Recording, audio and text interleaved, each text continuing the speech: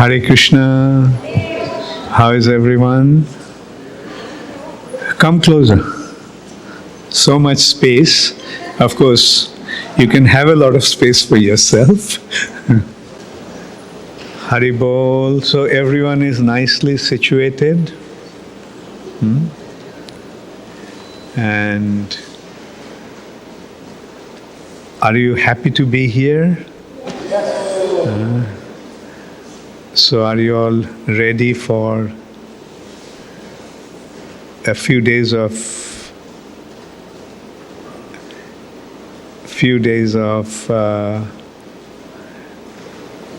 sadhu sangha, associating with each other away from home? Are you all happy to have left your home?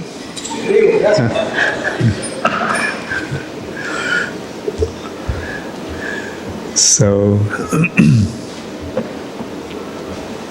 how many devotees have arrived so far? Purnachandra? Or who was taking the registration?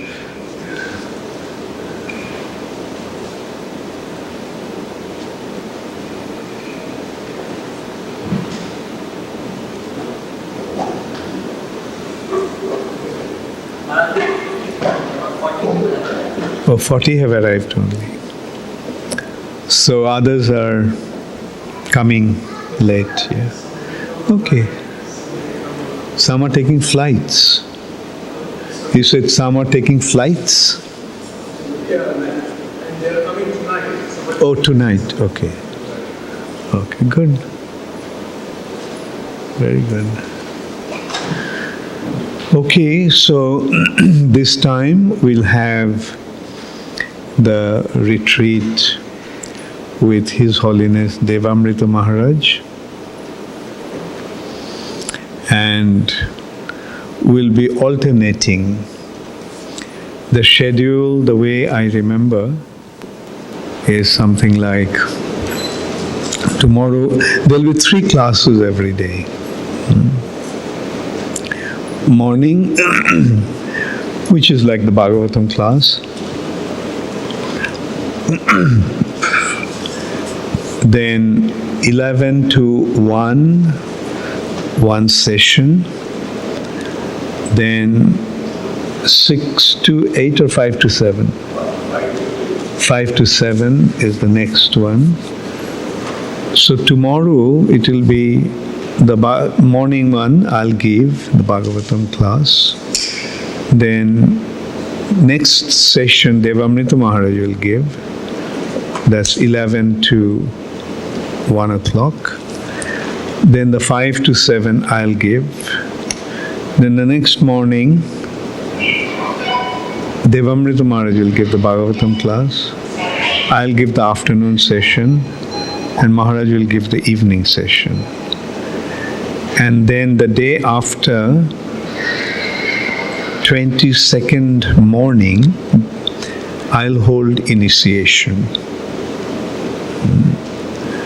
And so instead of the class, there'll be initiation, and probably I'll give a short lecture also on.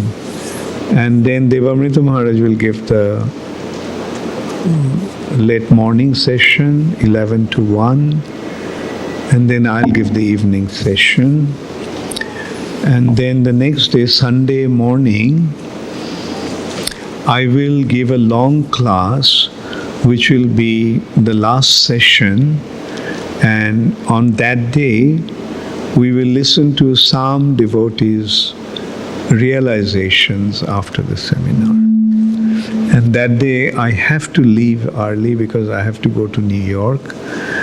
And I have some pressing business in New York.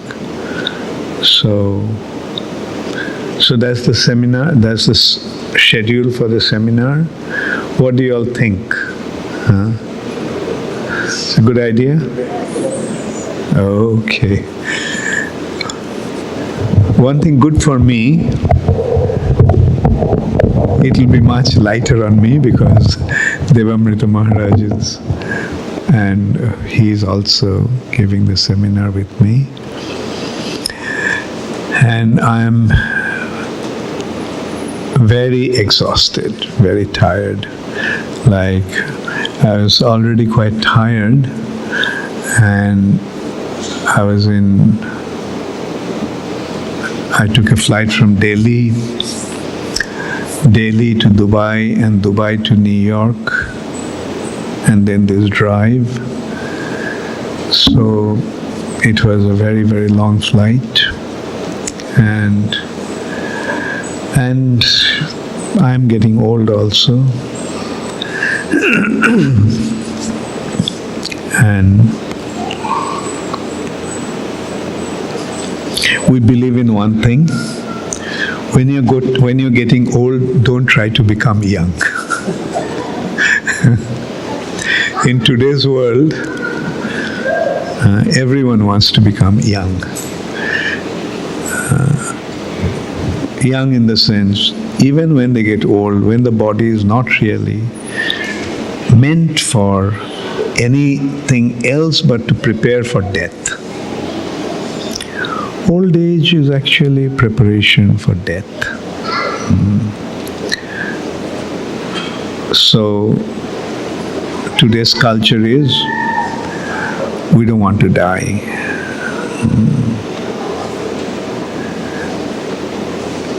And our culture is, we want to achieve immortality. They don't want to die, and we want to become immortal. In a way, both of us have the same objective, but they don't know how to conquer death. And as a result of that, Jamraj has to send Jamadutas. They don't want to leave their bodies. Therefore, Jamadutas have to force them out of their body. Whereas we have accepted a path where Jamraj told Jamadutas, even by mistake, don't go near them. Jamraj told them, that when you see these people wearing tilak, kantimala, don't go near them. Yeah, by the way, shaved head, sikha. Sikha is an important factor. So anyway, and the thing is that we have accepted a path where we learned there is no need to be afraid of Jamraj, and there is no need to be afraid of Jamadutas, because even if the Jamadutas come, we will recognize that they are Jamraj's agents. So our attitude towards them will be, oh, you have come to take us to Jamraj.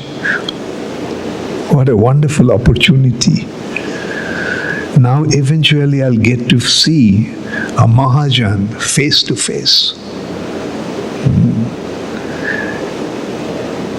And that's why we have to be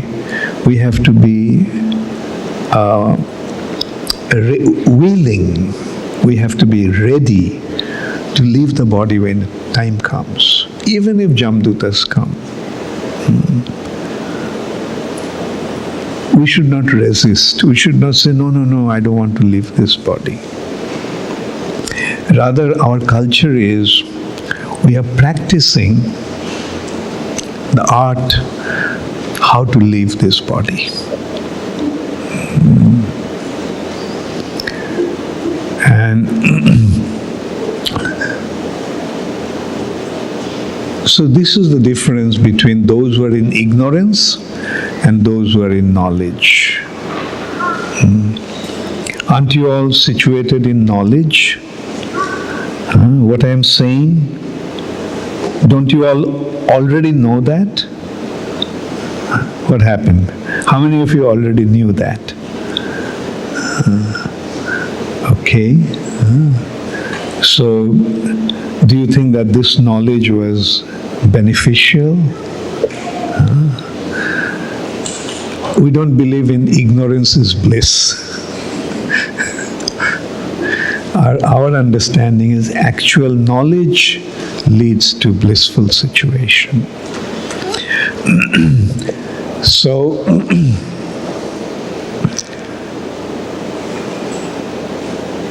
one doctor once told me his observation that he sees that people spend their youth in a way they waste their youth earning money. They waste their youth earning money. Or their only concern is how to make money, how to make money, how to make money. And then when they grow old, they spend their money to get their youth back.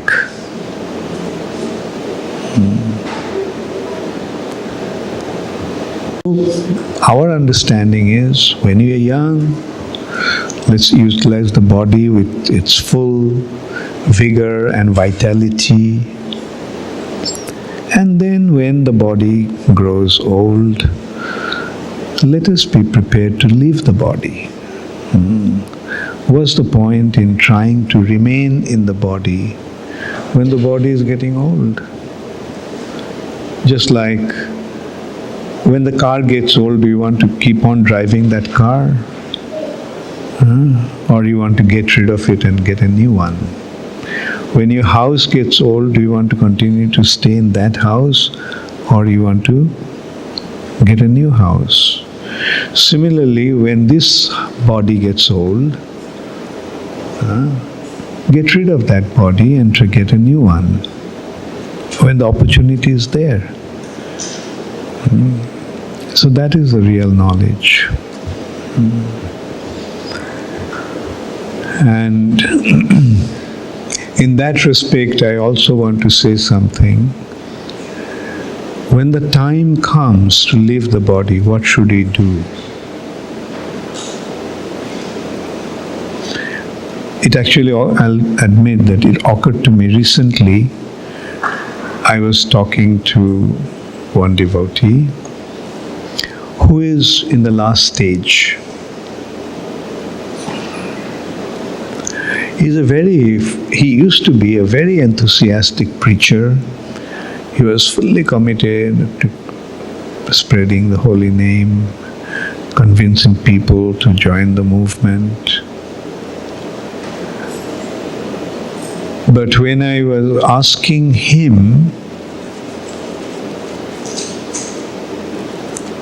where he should fix his mind now, what I was actually trying to drive at is that he should fix his mind on Krishna. And how best is the way to fix your mind on Krishna? By remembering his pastimes. And I noticed that he could hardly remember any pastimes of Krishna. I was probing him, I was reminding him, actually I was actually telling him about Krishna's Damodar Leela.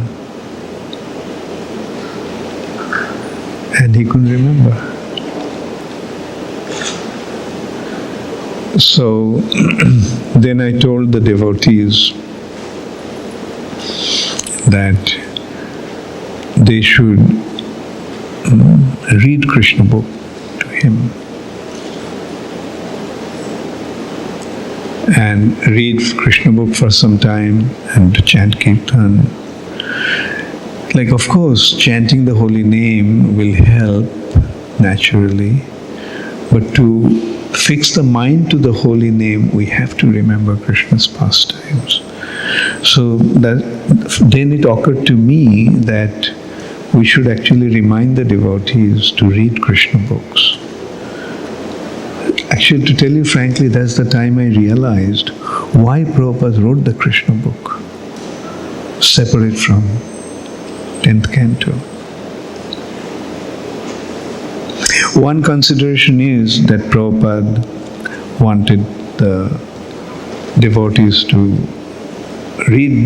get to know Krishna's pastimes. Prabhupada was not sure whether he could whether he could translate the 10th canto of Srimad Bhagavatam. Therefore, he gave the Krishna book first. And anyway, the main thing that I realized that it is actually Prabhupada is giving us the opportunity to meditate on Krishna's pastimes. You see, philosophy is important, but to fix the mind on Krishna, as Krishna said, man mana bhava, just philosophy is not going to help us. We need to know Krishna's pastimes.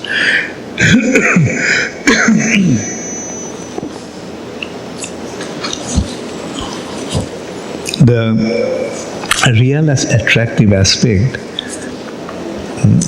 philosophy is the convincing aspect, but Krishna's pastimes are the attractive aspect.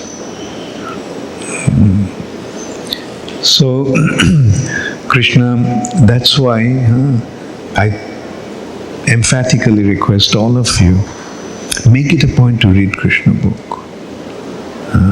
Either singularly or collectively, make it a point to read Krishna book. And also Mahaprabhu's pastimes. So these two pastimes of the Lord are most important and most attractive.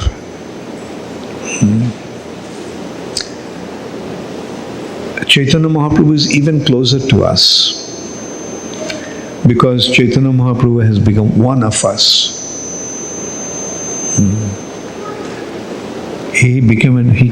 Krishna came as a devotee. And we want to become devotees. So Chaitanya Mahaprabhu is telling us how to become a devotee. And Chaitanya Mahaprabhu is, through his pastimes, he is showing us how to become absorbed in Krishna's pastimes. So, Srila Prabhupada made the perfect arrangement, and that arrangement is how to conquer death, the simple consideration. People are spending billions, trillions of dollars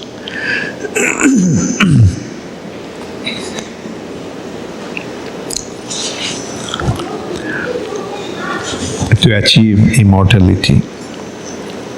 So much research is going on, but they don't consider the way, the process is already there. Process is already there. It's just a matter of accepting the process. As a matter of, Krishna showed us the way to immortality in just one chapter of Bhagavad Gita. Not only one chapter, the first few verses of that chapter. Second chapter, he started off with verse 11. Arjun, you are lamenting that you have to kill your relatives and all. But you are speaking like a wise man, but you don't have the knowledge.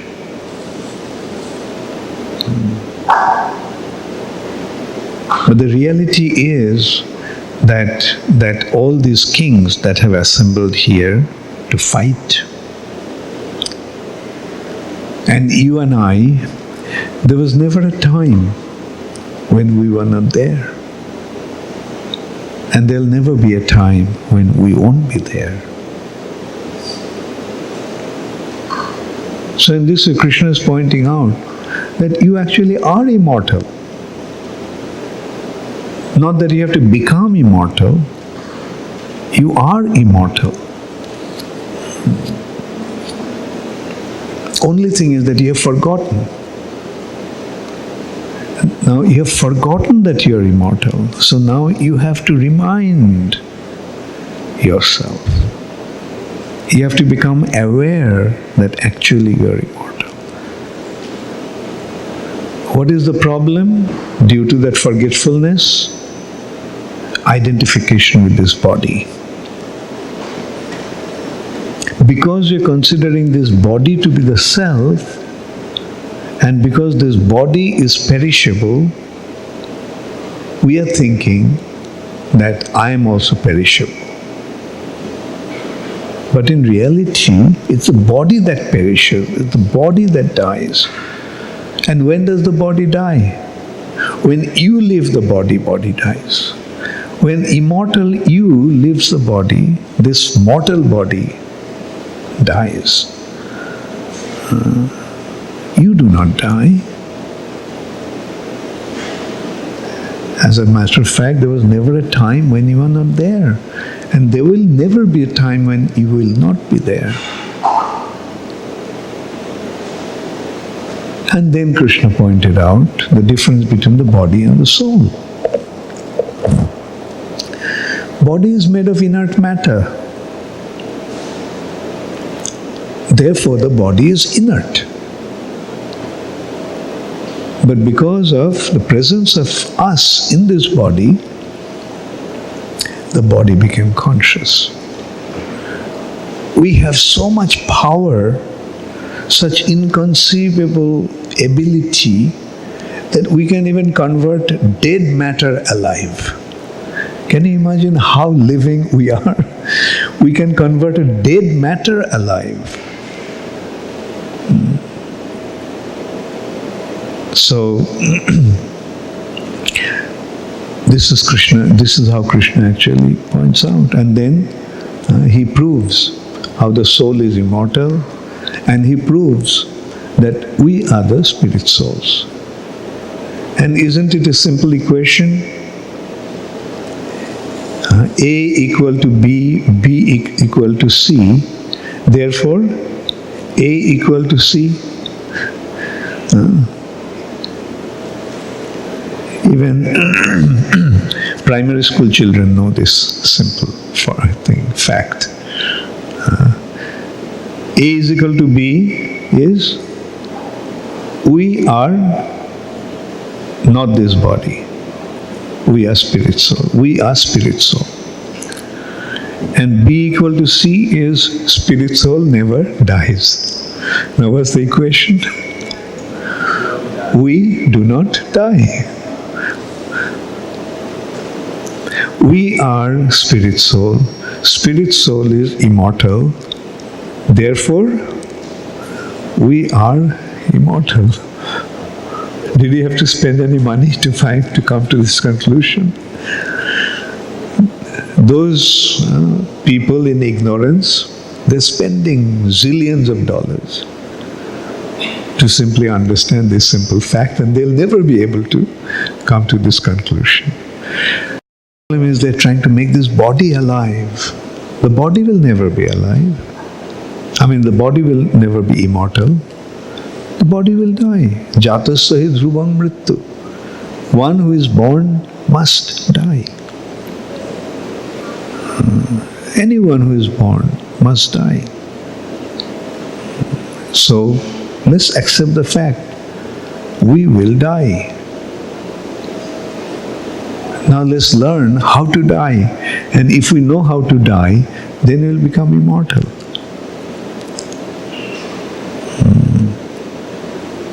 So, that's just the beginning. And then it goes on and on and on. Higher and higher revelations. Krishna pointed out that we are spirit souls, we are not this body. And as spiritual entity, we all are immortal. Then the question may arise that, then how come we are not realizing that we are immortal? The simple answer is because, as I pointed out earlier, we forgot. We forgot our actual identity. We are identifying ourselves with something that we are not. We are not this body, but we are thinking that we are this body.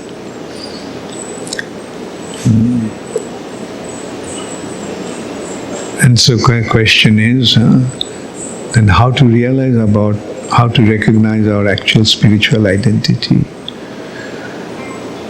There are two ways of doing that. Recognizing that we are not this body, therefore we are spirit soul. The yogis take that path, try to conquer the bondage of the body by their own effort. It's a very arduous process. It's a very arduous process. Jai Shri Shri Radha Damodar ki Jai. Jai Shri Shri Gaur Nitai ki Jai. Gaur Premanande Hari Hari.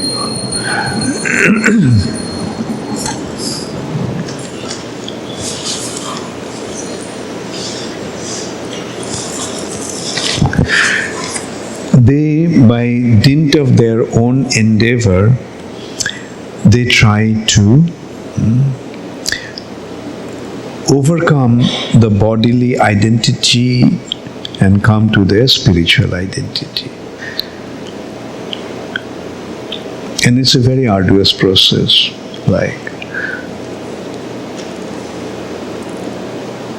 They try to, what do? They try to separate the soul from the body. Separate the soul from the body through this process of Ashtanga Yoga.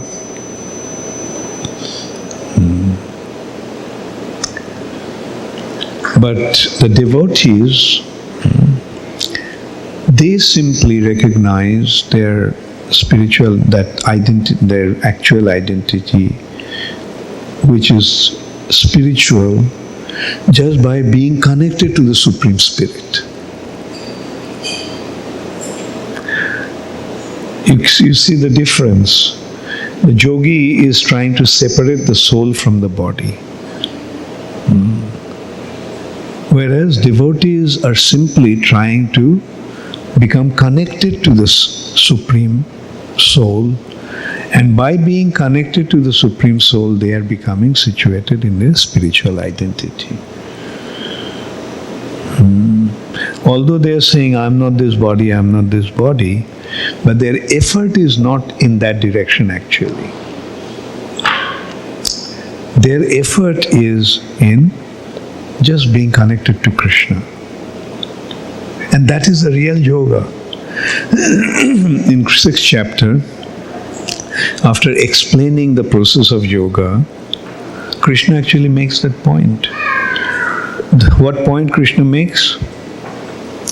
Yoga is the process of being connected to the Supreme Lord.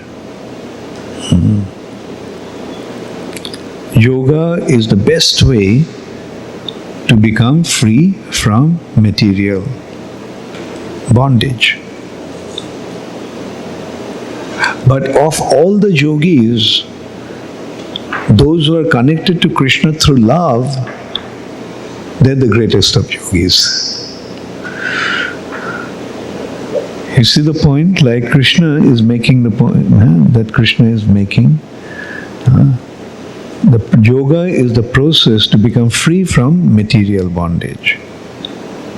But of all the yogis, one who is connected to the Supreme Personality of Godhead is the best of the yogis.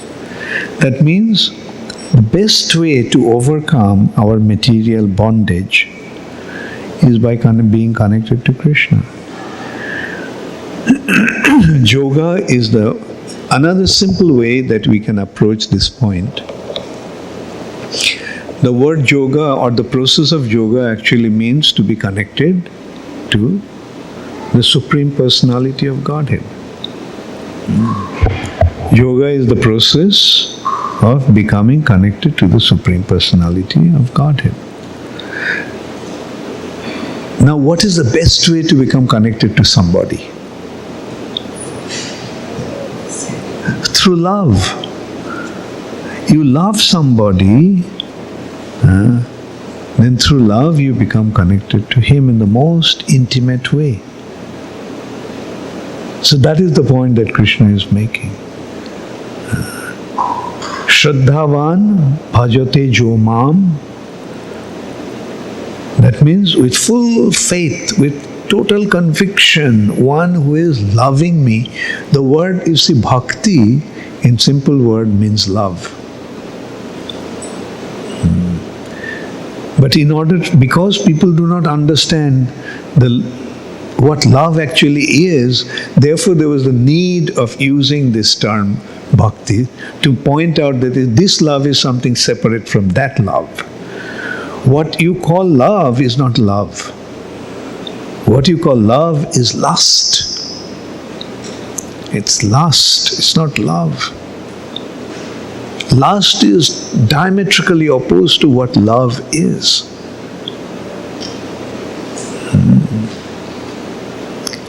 So that's why the best way to be connected to Krishna is just by offering our love to him. And that is the process of bhakti. As a matter of fact, when you chant Hare Krishna Mahamantra, it's a prayer. And what are we expressing through that prayer? What do we mean when we say Hare Krishna, Krishna Krishna, Hare Hare, Hare Rama, Rama Rama, Hare Hare. We are simply saying, Krishna, I love you, I love you, I love you. That's about all we are saying through our chanting. Initially, of course, this chanting is mechanical.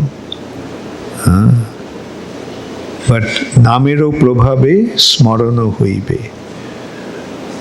Through the influence of chanting or by dint of chanting, we'll be able to remember Krishna. Remembrance will automatically come. Shravanam, Kirtanam, Vishnu Smaranam. Smaranam, remembrance. And this is how the loving relationship will develop. And initially we are just repeating the words. Kind of, it's something like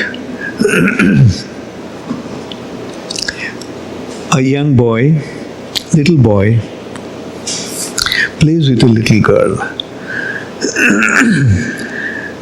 And he sees the elders tell the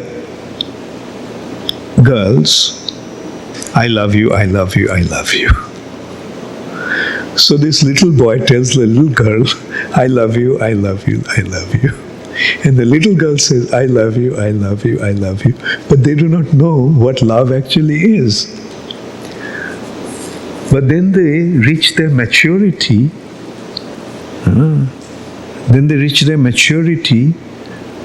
And then all of a sudden, they feel an attraction for each other. That happened just like that, because although they were saying, I love you, I love you, I love you, they didn't actually understand what it meant. But when they reached their maturity, when they reached their youth, then that attraction became so spontaneous, then they do not have to say I love you, that their love became manifest through their natural attraction for their bodies. So similarly, in Krishna consciousness also, we have to grow spiritually to experience that love. But now we are practicing. I love you, Krishna, I love you, Krishna. But that love, what it means, we do not really understand. But then, as the spiritual maturity develops, then that love will become spontaneous. So this is the wonderful process of Krishna consciousness. So the point is, not only we'll overcome death by following this process, not only we'll achieve immortality, but we'll experience the transcendental joy, which is our actual need. Prema Pumartha Mahan. This love is the ultimate goal of our existence. This is what we need.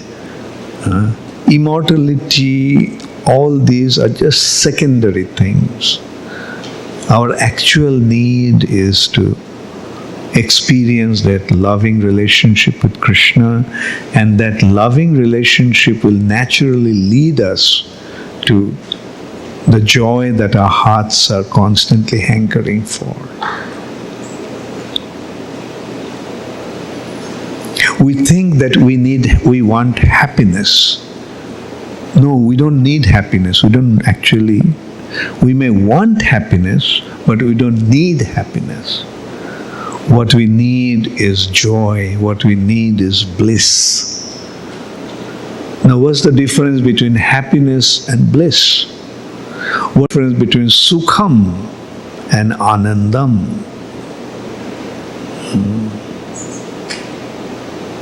Sukh or happiness is the temporary cessation of suffering condition.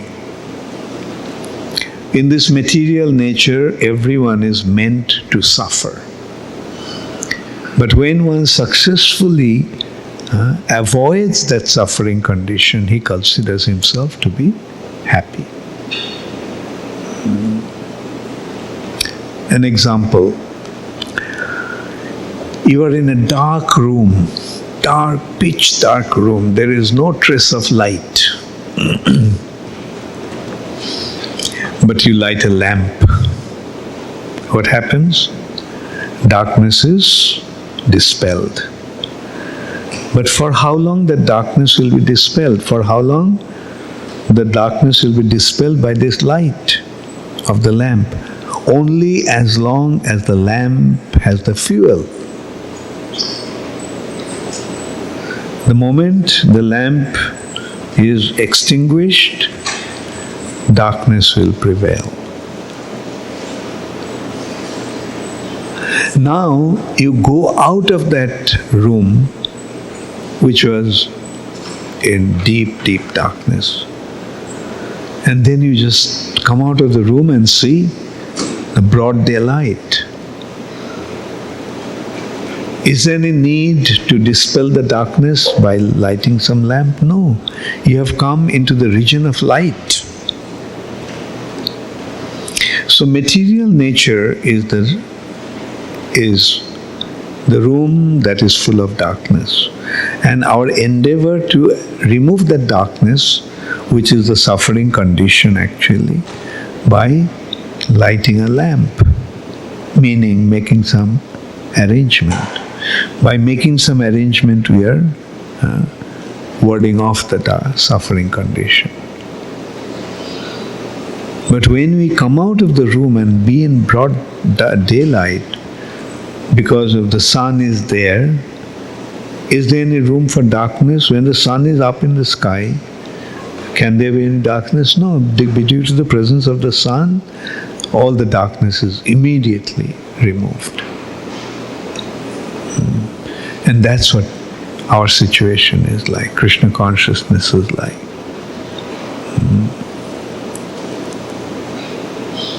From this suffering condition, we come out into Krishna consciousness. And because of the presence of Krishna, there is no consideration of suffering. It's all full of light. Now you see the difference between happiness and anandam. Happiness is the effort, some successful effort to remove the suffering condition.